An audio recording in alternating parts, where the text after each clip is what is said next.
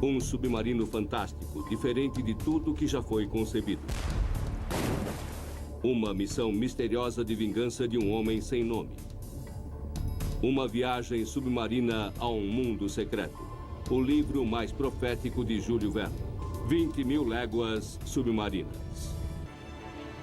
20.000 léguas submarinas é uma jornada de um perigo angustiante.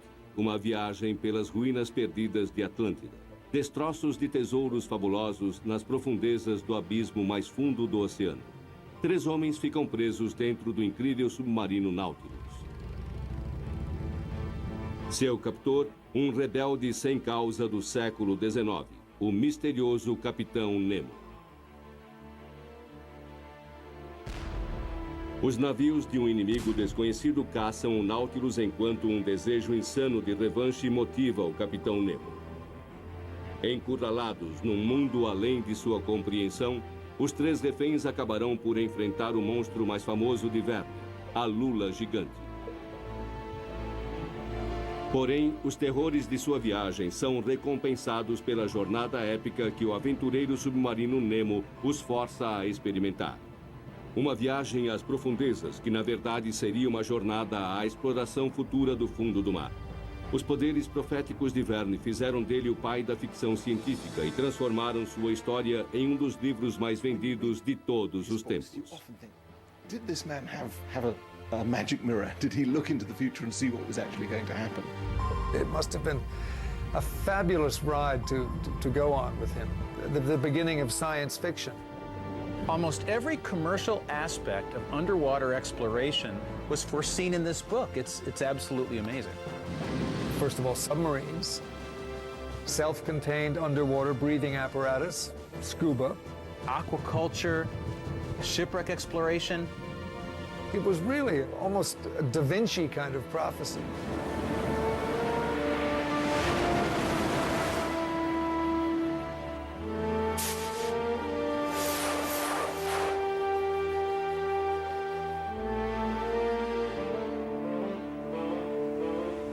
Mil léguas submarinas começa com a busca por um monstro marinho gigantesco que vem aterrorizando embarcações por todo o mundo.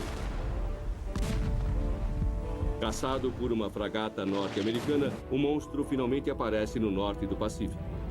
A criatura é imune aos arpões e canhões dos navios. Ela ataca a fragata e arremessa 2 civis para fora da embarcação.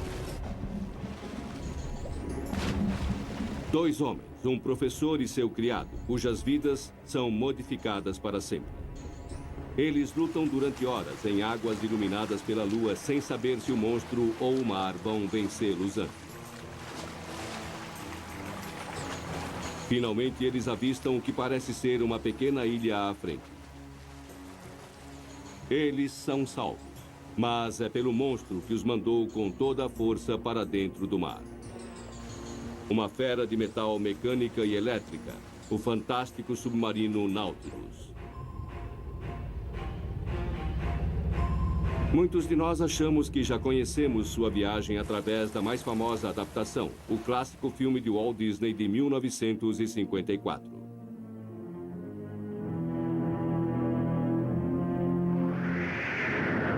The most thrilling sequence ever photographed in motion picture history, the terrifying battle with the giant squid. Mas o filme de Disney, assim como a maioria das adaptações de 20.000 léguas submarinas, foi direcionado para um público muito diferente daquele que Júlio Verne tinha em mente. It wasn't written for children, it was written for adults who were exposed to this exotic world that Verne introduced them to. But I don't think it was a children's book by any means. Frequentemente mal traduzido do francês, até mesmo o título do romance é mal interpretado. 20.000 léguas são cerca de 60.000 milhas marítimas, medida não da profundidade que o submarino atinge, mas da distância que os prisioneiros viajarão. Com suas visões aguçadas sobre o futuro, das viagens de avião às viagens espaciais e serviços de notícia como os da internet, as ideias proféticas de Verne se tornariam realidade cerca de um século mais tarde. E em nenhum outro lugar as profecias foram mais precisas do que em 20.000 léguas submarinas. Como um livro publicado há mais de 130 anos conseguiu prever tanto? He opened up the ocean in a dream form and perhaps triggered a lot of curious people to go and see for real what's there. O amor de Verne pelo mar começou na infância. Nascido e criado na cidade francesa de Nantes, na costa do Atlântico, Júlio e seu irmão Paul partilhavam o sonho de viajar pelo mar. Porém, enquanto Paul cresceu e se alistou na marinha mercante, seu pai tinha planos diferentes para Júlio. Ele seguiria a tradição familiar e se tornaria advogado. Enviado a Paris para estudar direito aos 19 anos, ele chegou durante o tumultuado ano de 1848. A monarquia francesa desmoronava sob o peso da mudança e da revolução.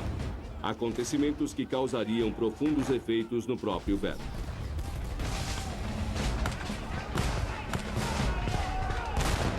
Jules Verne's move to Paris in his 20s, ostensibly to study law, was the great break in his life. That was the moment when he started to discover himself as a writer. In fact, he fell in with the Bohemian set. He was the classic starving artist in many ways, but in this milieu, he found himself. O jovem Verne decidiu tornar-se escritor, mas o sucesso demorou a chegar. Ele batalhou sozinho durante anos como dramaturgo até que finalmente começou a escrever romances. O resultado foi uma sucessão de livros com grande vendagem. Logo, Júlio Verne tornou-se o escritor mais popular do mundo.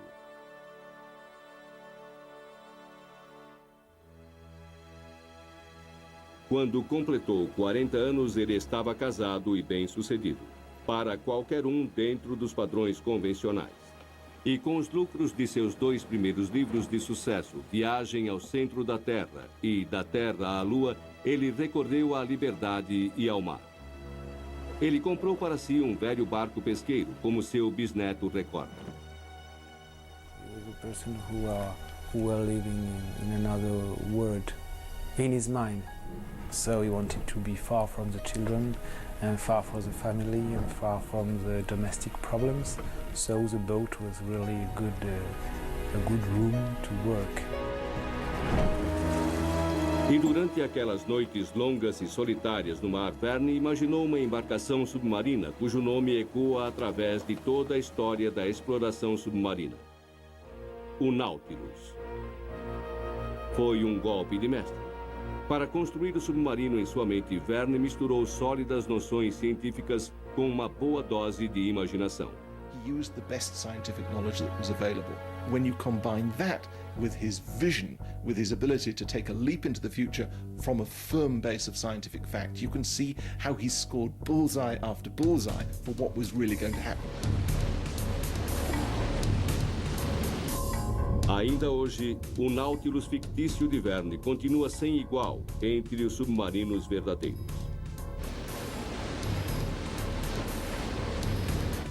Os capitães Nemo amadores de hoje conseguem estudar as profundezas em confortáveis células turísticas, mas a exploração das profundezas foi de fato um dos maiores desafios do século. Mas foi só em 1933, cerca de 60 anos depois que o romance de Verne foi publicado, que Regan Beebe e Otis Barton realmente começaram a se aproximar vagamente das profundezas que o Nautilus havia atingido na ficção. Mergulhada no oceano próximo às Bermudas e segura por um cabo de aço, a batisfera de Beebe bateu o recorde incrível de 800 metros abaixo da superfície, revelando a cada centímetro um reino misterioso, tão inacreditável quanto Verne havia descrito. Today this may seem like nothing, but imagine being the first person ever to assault those depths and take those pressures and the darkness. And for all he knew, there was an animal down there big enough to swallow that thing and crunch it for breakfast. O ponto mais fundo do oceano só foi alcançado em 1960, quando o Trieste submergiu até incríveis 10.900 metros de profundidade na Vala Mariana, no Pacífico. 2.100 metros mais profundo do que a altura do Monte Everest. Mais de 1 tonelada de pressão espremia cada centímetro quadrado do casco de titânio do Trieste. I mean, it was the bravest thing it's possible to imagine. Why don't we just lower this thing 7 miles down into the ocean and see what happens and see what you can see down there? It's quite an extraordinary thing. And I'm sure presaged by 20,000 Leagues Under the Sea. Mas o Nautilus de Nemo ia mais fundo. Ninguém sabia qual era realmente a profundidade do oceano. Verne estimou que fosse de cerca de 14.500 metros, e ele encheu o fundo do mar com gigantes do passado primordial. Criaturas que um prisioneiro do Nautilus tinha sonhado em ver. O professor Aaron Axe, especialista em biologia do fundo do mar. Aaron Axe, o narrador da história, foi baseado no próprio Verne. E, de fato, o autor posou como o professor para as ilustrações originais do livro. Sempre ao seu lado, seu fiel criado, Conselho. Porém, estes 2 homens não foram os únicos prisioneiros do Nautilus. O arpoador de seu navio, Ned Land, também foi arremessado ao mar e resgatado pelo Nautilus. O professor, seu criado e o marinheiro encontram-se trancados em um porão de aço, diferente de tudo o que já tinham visto. Um membro silencioso da tripulação serve-lhes uma refeição nutritiva, porém estranha, que lhes fornece as primeiras pistas sobre a milagrosa nave que lhes serve de prisão. A letra N e o lema em latim, mobilis in mobile, móvel em um elemento móvel. Entretanto, Ned Land não está convencido da aparente hospitalidade de seus sequestradores e ataca um membro da tripulação numa tentativa afoita de obter liberdade.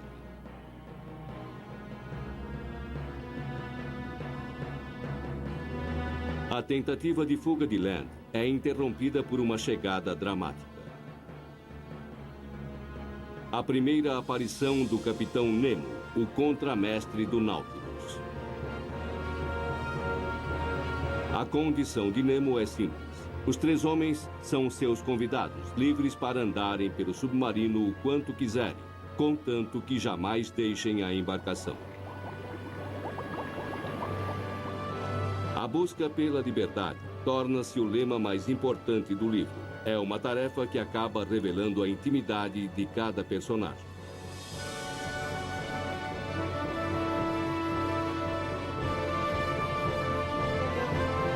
Para o completo espanto dos 3 prisioneiros, sua prisão é uma embarcação fabulosamente luxuosa.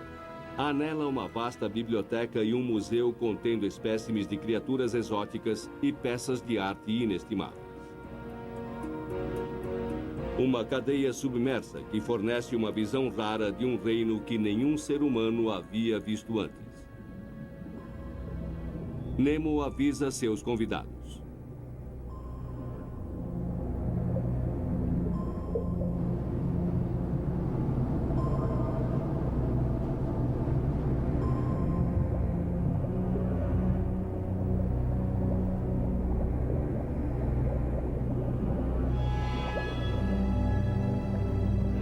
Na vida real, esses segredos seriam finalmente revelados pelos homens que desafiam a morte usando invenções previstas pelo profético Júlio Verne.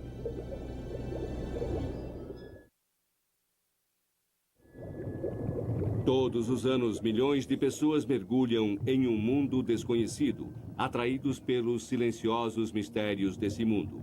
Um lugar rico em vida e com inúmeras possibilidades de aventura. Este é o reino trazido pela primeira vez à vida há 130 anos por Verne em seu 20.000 léguas submarino. The general population of the day had no idea about the oceans, really. Most people didn't know how to swim. Most people certainly had never been underwater.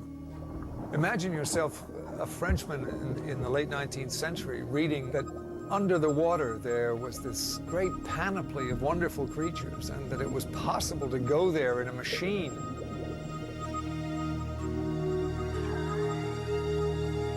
Feito em 1916, apenas uma década depois da morte de Verne, este filme sobre as 20 mil léguas foi o primeiro grande espetáculo com efeitos especiais no cinema antigo. O maior triunfo foi o famoso grupo de caça submarina do livro, uma cena que exigiu técnicas revolucionárias que incluíram a primeira filmagem submarina já realizada. Mas o legado de Verne fez mais do que inspirar diretores de cinema. O grupo de caça submarina apresentou uma ideia revolucionária, mergulhadores que conseguiriam um dia nadar nas profundezas, independentes dos cabos de respiração que os conectavam à superfície.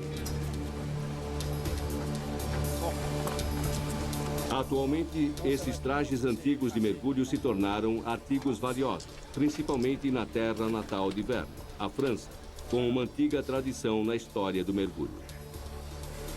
Esses trajes ofereciam pouca mobilidade. As botas pesavam como chumbo. Eram feitos de lona maciça e capacetes característicos de metal que recebiam ar de uma bomba na superfície. Apesar disso tudo, eles permaneceram praticamente inalterados até depois da Segunda Guerra Mundial. Como foi que Verne, escrevendo quase um século antes, concebeu os mergulhadores de Nemo se movendo livremente sobre o fundo do mar com seus próprios suprimentos de ar? Verne baseou suas ideias nisto. Equipamentos criados para resgate em minas inundadas com a surpreendente novidade: tanques de ar autônomos. Transformado por sua imaginação em trajes de mergulho no fundo do mar, o protótipo fictício de Verne se tornaria o santo graal da arte do mergulho por décadas futuras. Isso finalmente tornou-se realidade 70 anos mais tarde, com a invenção do cilindro de mergulho por Jacques Cousteau em 1942. Assim como Nemo, Cousteau e seus filhos encontraram o fundo do mar coberto com riquezas do passado. I remember as a kid in 1954, we were going down to 150 feet and we would dig out potteries which were 2,000 years old, jars which were still sealed with a cork and lava. And we were able to remove all that and find the wine which it contains, which was 2,000 years old. And as a kid, I drank 2,000 years wine. It was completely disgusting, but it was a historical moment for me.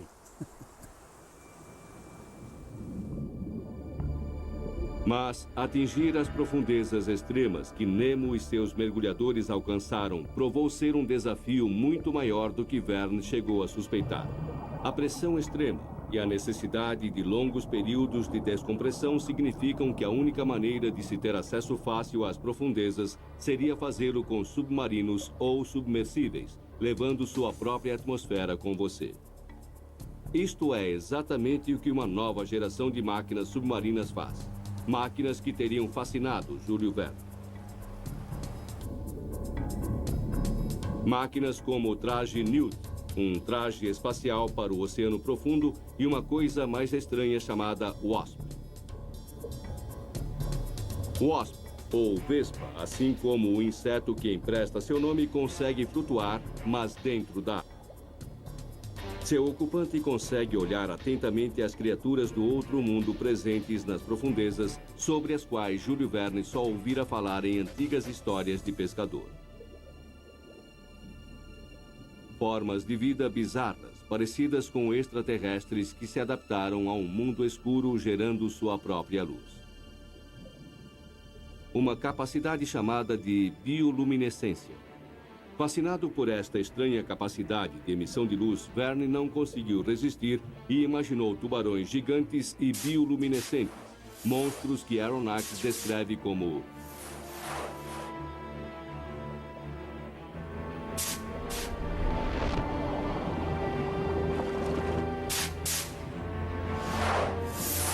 Apesar dos tubarões bioluminescentes dificilmente serem os comedores de homens da imaginação de Verne, eles existem de verdade. E a curiosidade de Verne por este poder estranho de emitir luz mostra sua fantástica habilidade de perceber um assunto científico importante muito antes de qualquer pessoa. Visões inacreditáveis tornaram-se um hábito para os 3 prisioneiros a bordo do Nautilus. Até mesmo o submarino é uma maravilha. É um ambiente autossuficiente e independente.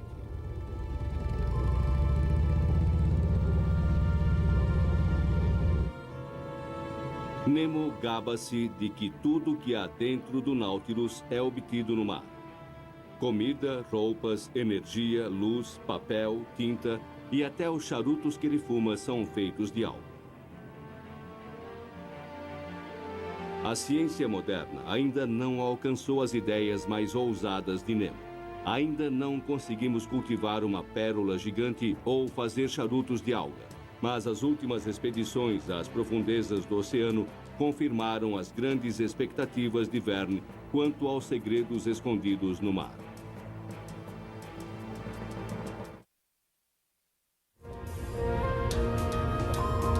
Os 3 prisioneiros do Capitão Nemo em 20.000 léguas submarinas logo descobrem que ninguém a bordo do Nautilus sofre a mais leve doença. De alguma maneira, seu captor, o misterioso Capitão Nemo, conseguiu achar nas profundezas do oceano os segredos da saúde perfeita. Segredos que agora são pesquisados no Instituto Oceanográfico de Harbor Branch, na Flórida. Foram descobertas formas de vida oceânicas a incríveis 900 metros abaixo da superfície que podem ser um benefício vital na luta contra o mais antigo inimigo da humanidade, a doença. Assim como plantas na superfície, os invertebrados das profundezas contêm compostos químicos únicos com curas em potencial até dos nossos mais resistentes assassinos. Most of the research we're doing right now is aimed at finding things to treat cancer. We have a compound that we expect to go into human clinical trials in about another year. Entretanto, essa pesquisa, além dos benefícios, apresenta riscos. There actually are marine natural products which do cause cancer, and so you want to make sure that you don't give yourself cancer while you're trying to cure cancer. That would be kind of defeat your purpose, I guess. The sea is absolutely chock full of viruses. It's full of microorganisms. What one thinks of as clear, beautiful seawater is alive with microorganisms. And in many cases, these viruses are lethal, not necessarily to human beings, but there are long histories of viruses that are killing off seals and sea lions and dolphins, and largely, I think, as a function of human interference. Júlio Verne é lembrado como um defensor do progresso tecnológico, mas ele também estava ciente dos seus perigos. Seus personagens expressam suas preocupações com o futuro do meio ambiente natural. He's the original ecologist, the first one who wrote about the need to save certain species. O Capitão Nemo dá um aviso ao arpoador. I cannot condone these murderous pastimes. By destroying the Antarctic whale, inoffensive and good creatures that they are, you and your fellows have committed damnable actions. Embora sendo um protetor confesso dos mares, Nemo tem um lado bastante obscuro, que é descoberto pelos 3 companheiros na costa da Austrália. Eles são drogados durante uma refeição e aprisionados novamente enquanto o Nautilus embarca em uma missão secreta de vingança.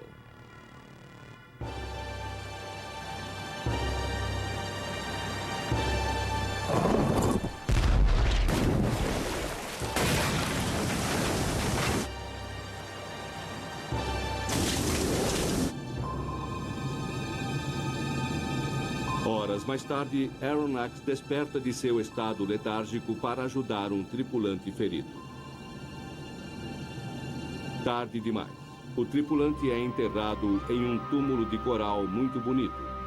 Uma vítima de uma guerra particular sobre a qual Nemo se recusa a falar. Determinado a saber mais, Aronnax entra sorrateiramente no quarto de Nemo, onde encontra fotos de heróis revolucionários. Mas ele não descobre nada sobre a busca de Nemo, e nem o leitor.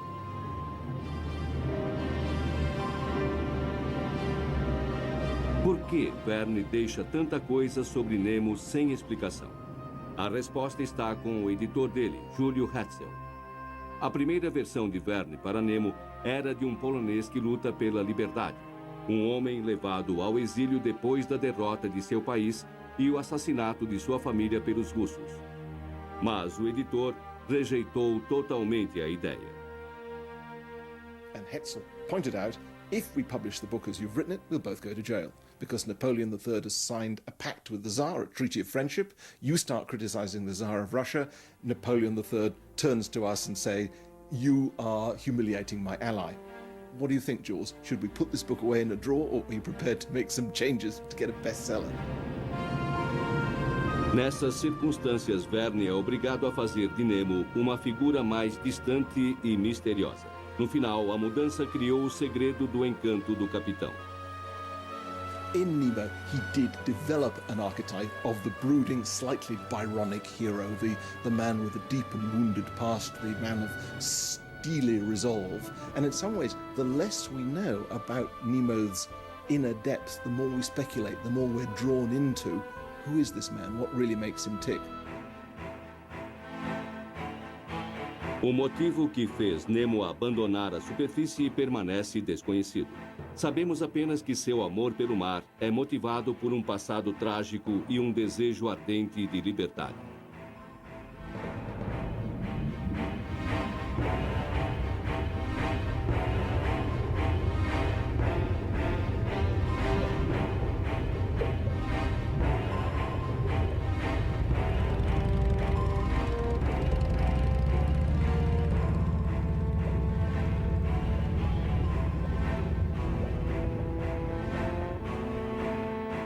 Nemo se autodenomina revolucionário internacional, defensor dos oprimidos no mundo. Na costa de Creta, no Mediterrâneo, o Nautilus para descarregar uma fortuna em tesouros. O dinheiro se destina a rebeldes da ilha. Mas como Nemo acumulou tamanha riqueza, podendo financiar revoluções sozinho? A resposta novamente está escondida no fundo do mar. If only 1,000 shipwrecks are lying down there in the deep ocean, every year for the last 3,000 years, that's 3 million shipwrecks down there. It could easily be 5 times that many. Chegando à Baía de Vigo, perto da costa da Espanha, Nemo e seus homens saem para a água para saquear uma frota espetacular de navios naufragados com tesouros.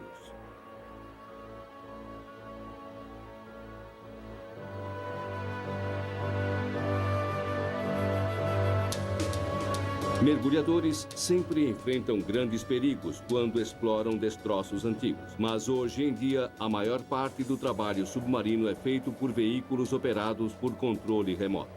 Nas águas traiçoeiras da Baía de Vigo, a região fictícia de caça ao tesouro de Nemo, exploradores de verdade já fizeram descobertas surpreendentes. The Tortuga shipwreck went down in 1622, so it's not too far off from the Vigo Bay shipwreck that Nemo used to fund his operations.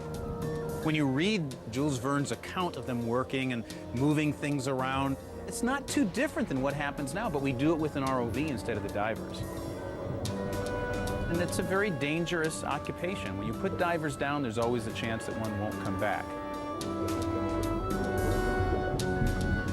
A localização de um naufrágio promissor pode levar anos, mas quando os veículos operados por controle remoto encontram algo, como Nemo fez, eles literalmente fazem fortuna. A standard Spanish galleon of the period may have been carrying 1 million pesos of treasure, which today could be worth $50 million. It could be worth $400 million. Os exploradores de naufrágios de hoje deixariam Júlio Verne empolgado. Eles combinam a aventura da caça ao tesouro com a vital pesquisa arqueológica.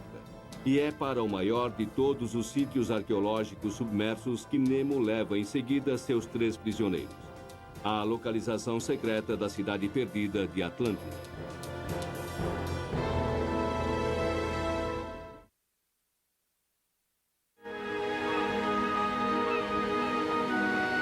A busca pela civilização perdida de Atlântida atrai a humanidade desde que o filósofo grego Platão escreveu pela primeira vez sobre ela há 2.500 anos. Mas para milhões, a fabulosa cidade afundada foi apresentada pela primeira vez às suas imaginações pelo romance de Júlio Verne, 20.000 Léguas Submarinas. O capitão Nemo descobre Atlântida no meio de sua jornada de 20.000 léguas submarinas ao redor do mundo.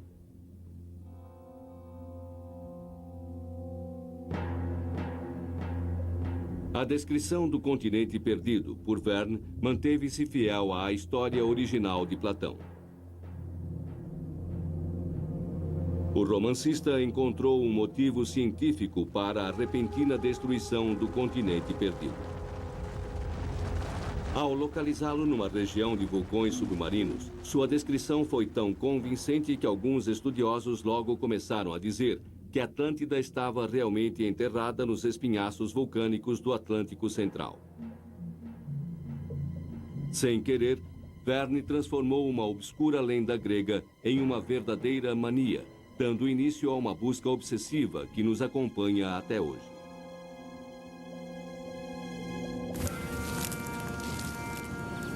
As ideias de Verne sobre Atlântida surgiram durante sua primeira viagem ao exterior, 10 anos antes da publicação de 20.000 Léguas Submarinas. Ele estava na Escócia, país de origem da família de sua mãe. Ele escalou um vulcão extinto até o topo, o Arthur's Seat, e observou a cidade de Edimburgo. Ele foi atingido por uma inspiração: Atlântida. Atlântida tornou-se então a imagem fiel de Edimburgo, a cidade de esplendores submersos, rodeada por vulcões que determinaram seu destino.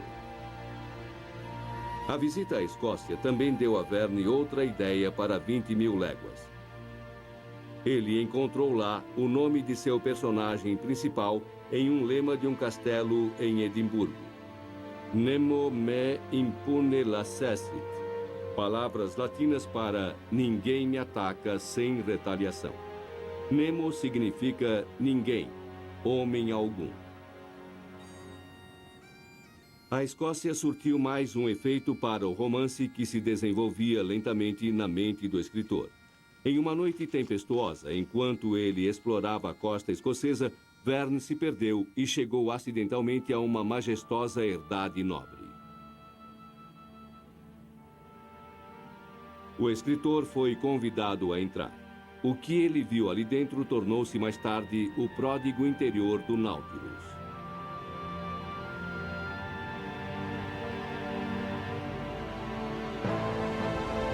A inspiração para o exterior do Nautilus veio com a Guerra Civil Americana.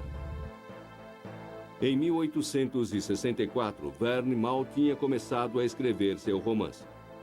Desesperados para impedir a superioridade nortista no mar, os confederados construíram um submarino verdadeiro chamado de Hunley. Mas depois de afundar 3 vezes durante os testes, ele explodiu em sua primeira viagem. No total, foram 23 mortes. Would have known about this and would have recognized, I guess, that you could take this concept and exaggerate it and build this 160-foot-long Nautilus. And this is part of Verne's charm, the ability to take a concept which didn't really work very well and kept sinking and turn it into the wonderful Nautilus. O nome Nautilus significa ninfa do mar. A graciosa Nautilus da biologia marinha usa câmaras de ar para controlar sua profundidade no oceano. Com o passar dos anos, ela deu seu nome a muitos submarinos de verdade. Posto em serviço ativo em 1954, o verdadeiro Nautilus logo quebrou o recorde da distância percorrida pelo submarino fictício, ultrapassando a marca de 20.000 léguas em meses. We accomplished so many firsts that they became routine. Porém, a Guerra Fria logo forçou o Nautilus a seguir em uma missão que não era nada rotineira. The Soviets are not standing still. They have demonstrated impressive advances in technology. No dia 4 de outubro de 1957, os soviéticos lançaram o Sputnik.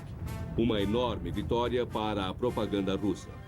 Os Estados Unidos tinham de reagir. O Nautilus tinha de tentar atravessar o Polo Norte por baixo d'água. To out-Sputnik the Russians. That's what this event was all about. Even the most powerful icebreakers are helpless against this frozen barrier. And as the Nautilus got nearer and nearer to the top of the world, quiet excitement began to mount. 4, 3, 2, 1, mark. For the USA and the US Navy, the North Pole. Em 28 de julho de 1958, o USS Nautilus cruzou o Polo Norte por baixo d'água e entrou para os livros de história. Felicitações chegaram de todo o mundo, incluindo a cidade natal de Verne, Nantes. On her return to New York from England, Nautilus received a hero's welcome from a grateful American people. The citizens of New York raised their voices in congratulation, and their voices echoed throughout the free world. Os Estados Unidos tinham obtido uma vitória estratégica incrível sobre os soviéticos. Tinha ficado claro que o Nautilus poderia ir a qualquer lugar no mundo sem ter de subir à superfície. O USS Nautilus tinha resolvido o problema de suprimento de ar. Ele podia gerar oxigênio a partir da água que o circundava, enquanto que, para o Nautilus fictício, esse era seu tendão de Aquiles. Um fato que seria descoberto entre as camadas de gelo no Polo Sul. A região antártica era quase que completamente desconhecida na época de Verne. Parecia até parte de um outro mundo, e assim era um lugar ideal para que Nemo finalmente subisse para a terra firme e onde ele revela sua enorme vaidade. O homem que se opõe a todos os impérios não resiste à tentação de levantar uma bandeira própria, um sinal de seu poder sobre o continente indomado. Mas Nemo paga o preço de sua arrogância, e em sua viagem de volta o Nautilus fica preso embaixo do gelo. Incapacitado de subir à superfície, o suprimento de ar vai se acabando. Aronnax desmaia, perdendo sua consciência. Para muitos de nós, a ideia de ficarmos presos em um submarino submerso é uma das piores formas de morrer, a maior das claustrofobias.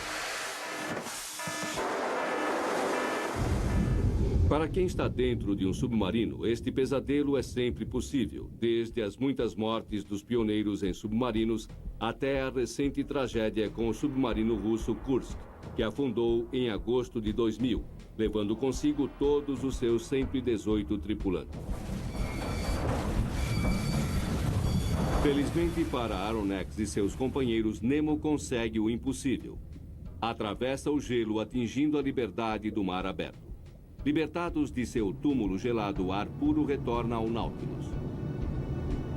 A vida real é raramente tão misericordiosa. Em resposta a tais desastres em potencial, alguns afirmam que o futuro da exploração submarina pertence não aos vulneráveis submersíveis, mas à nova geração de veículos e robôs controlados remotamente.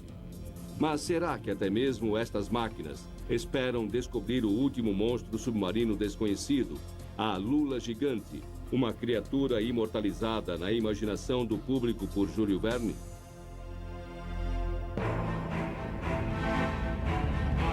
Depois de libertar seu submarino do gelo antártico, o capitão Nemo prossegue sua viagem de 20 mil léguas submarinas, rumando para o norte, onde as águas são mais quentes.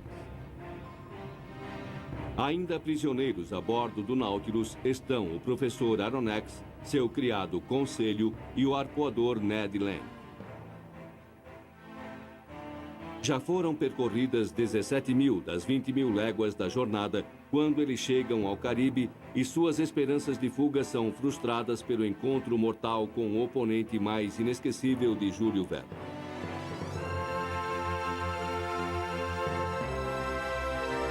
A imagem criada por Verne de uma lula gigante, feroz predadora com gosto pela carne humana, moldou nossa visão da criatura desde então.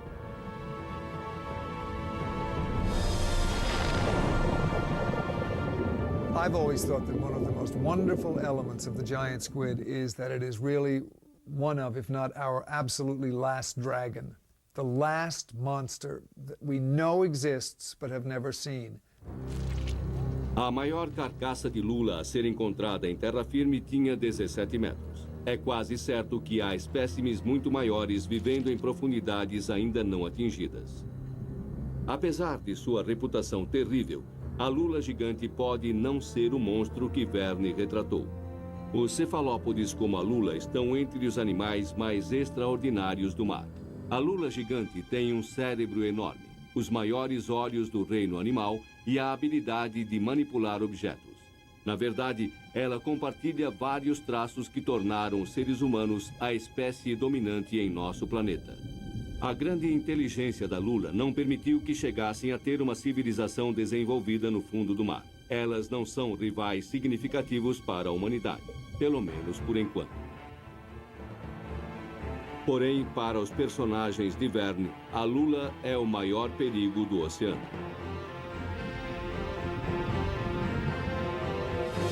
Invadindo o submarino, tentáculos e homens travam uma luta desesperada e violenta. O final da briga é descrito por Aronnax. Monsters, mutilated and terribly wounded, finally retreated. Captain Nemo, red with blood, stood motionless with tears flowing from his eyes. Nemo está prestes a descobrir que seu inimigo mais formidável não era, na verdade, o monstro, e sim os demônios de sua própria alma vingativa. O Nautilus navega mais uma vez em direção à Europa.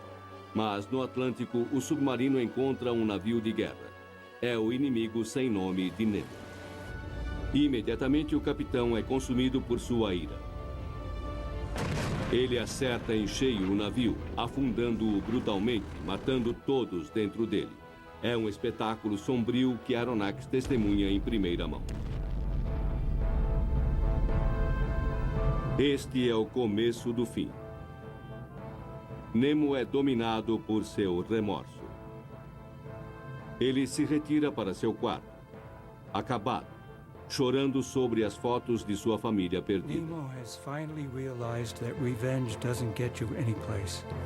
You set out to punish the atrocity maker and you become one yourself. And I think that's what Captain Nemo realizes at the end. O Nautilus se torna um navio fantasma. O único sinal de vida vem do som sinistro do órgão tocado por Nemo no meio da noite. Depois de 7 meses no mar, está claro agora para os 3 prisioneiros que chegou a hora de fugir, custe o que custar. A embarcação sobe à superfície na costa da Noruega e Aronnax percebe que o submarino está em uma rota suicida na direção do lendário remoinho Maelstrom. Os 3 companheiros se agarram a um pequeno barco a remo em uma última e desesperada tentativa de liberdade. Diante de seus olhos, o submarino é tragado para o centro do Maelstrom. As últimas palavras de Nemo ecoam nos ouvidos de Aronnax. God Almighty! Enough! Enough! Enough!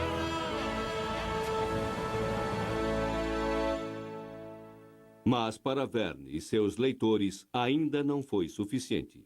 4 anos mais tarde, o Capitão Nemo volta em um segundo livro não tão famoso, A Ilha Misteriosa.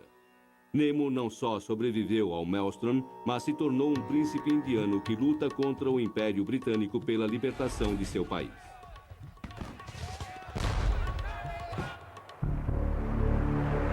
A embarcação de Nemo, assim como seu capitão, parece ter a habilidade de mudar com o tempo. No início do século XXI, o Nautilus foi reformado mais uma vez. This luxury vessel cruises 1,000 feet under the sea at 15 knots, sleeps 11, and is sufficient for transatlantic crossing. E os paralelos não param por aqui. We have one client that's interested in having us build them a submarine that would go around the world underwater. They would like to retrace portion of the Nautilus's route 20,000 leagues under the sea. Some of our buyers certainly sort of act like Captain Nemo. They tend to be very secretive, and we're not allowed to release their names, and nor any sort of footage related to what they have. Inspirações passadas, presentes e futuras para as explorações submarinas, o reservado Capitão Nemo e seu submarino ainda são os ícones mais persistentes dos mares. Vítima ou vilão, herói torturado ou anti-herói insano, príncipe indiano ou guerrilheiro polonês pela liberdade, Nemo é tudo aquilo que queremos que ele seja. Mas o sucesso do livro de Verne vai além de Nemo. What Verne accomplished was to show the public that the sea was a frontier yet to be crossed, yet to be seen, and I think gave people a sense of the adventure that was to come. Júlio Verne disse certa vez: o que um homem consegue imaginar, outro consegue realizar. Nos 130 anos posteriores à primeira publicação do conto de Verne, já inventamos os submarinos e as tecnologias de mergulho que ele poderia apenas ter imaginado. Ele descobriu que aquele mundo inóspito e sem ar muito abaixo da superfície fervilha de vida. 20.000 léguas submarinas. Um livro cujas profecias ainda nos inspiram. Versão brasileira, Clone.